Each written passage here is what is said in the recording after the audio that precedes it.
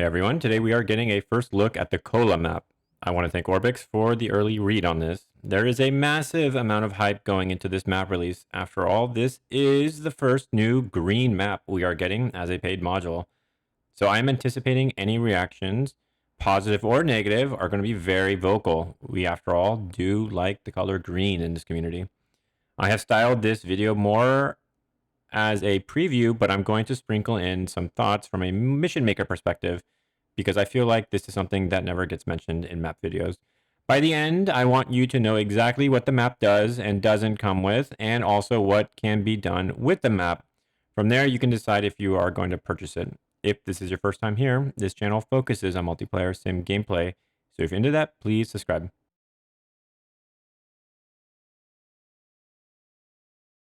Let's start with what the map comes with. The map looks like so, and there are 12 starting airfields, 5 in Russia, 3 in Finland, 12 in Sweden, and 2 in Norway. This is not a lot of airfields. For comparison, Caucasus has about 20. Airfields are super important because this is a combat flight sim. We need to be able to fly to and from somewhere. The plan is to eventually model 24 airfields, which will bring this to a much healthier number. How long it will take for them to model all the airfields is to be determined. Now, from a mission maker perspective, especially a multiplayer Cold War one, this existing airport layout is a little tricky, so I want to spend some time on this because I feel like no one talks about this. One thing that may be really deceiving when looking at this map is the size of it, because it is a little bit bigger than you would expect. And this, combined with the limited options of airports, is why this map is a little tricky to work with. To illustrate this, I will show you how I tried to use this map for our Cold War server. I always start by looking at the MiG-21 and the A-10 and see what they can reach within 12 minutes. If it takes someone 12 minutes to get somewhere, they do nothing, and then immediately RTB, that's 24 minutes. Combine that with the startup arming time, taxiing, takeoff, and then the ancillary stuff that comes with landing, that basically comes out to be about 30 minutes. Again, this is 30 minutes of just getting to and from somewhere. That's not counting any time of actually doing something at the desired location. When we lay out what 12-minute rings look like for an A-10 and a MiG-21, we get to see what we have to work with. Each airport is more or less at least 300 kilometers to the next country's airfield. Now, for some mission makers, this is not a problem, and maybe even be ideal. From the Cold War server side, this is a problem. The distances between the airfields is too far for what our players will want. When we have tried to experiment with other layouts in the past that had bigger gaps in airfields, we found that the front line would get stuck because the attacking side had to fly so far relative to the defending side.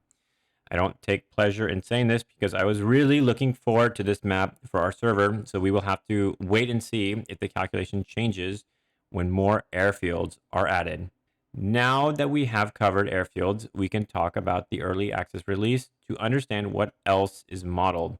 This area is the area that is modeled and fleshed out. Outside of this area, you will see a lot less modeled. What is the difference? In the modeled areas, you do see towns that actually look pretty good. I was pleased with how they all looked, and some of the towns actually have a nice sprawl to them. This is pretty far north, after all, so I did find myself appreciating how big some of these places were. Murmansk, for example, was a pretty neat place to look at. Now, if you go outside of the modeled areas, everything becomes very bare really fast. The most common thing you will see are roads that lead to nowhere, basically towns that do not exist yet, which is to be expected as the map is still being worked on. Now, one thing that should be covered is the number of forests on the map. This map is probably going to be the most forested map in all of DCS. This becomes really clear when you zoom in enough and forests begin to render on the map. A significant part of the map is occupied by forests. To me, this was a little surprising to see. The reason for that is I generally think that most mission editors, for multiplayer at least, try to avoid these forests. The reason for that is because trees soak up damage in DCS. So targets placed in dense forests basically can become pseudo-immune by bombs that are dropped from certain angles. So to bring this back to the server for a moment, this is another reason why we would have a hard time to use this map. There just isn't a lot of non-forested space to place units to build a front line. We are just one server, so we may be the only one thinking about it this way. I would recommend getting a reaction from other server owners if they find this as an issue or not. I also am curious to see how the single player map makers intend to use this map. I would expect that certain DLC campaigns may make or break this map for some people. Outside of that, I found the textures of the map to be decent. They are certainly not stunning, but they are decent, and I think that's okay. Keep in mind, I'm not a huge graphics person. I tend to think that the graphics and textures in DCS are probably a little bit overdone. I would rather have bigger maps that are less detailed and that run better. One thing that has to get mentioned about the textures is that this map does not ship with winter textures. This is going to come later, so do not expect any snow yet.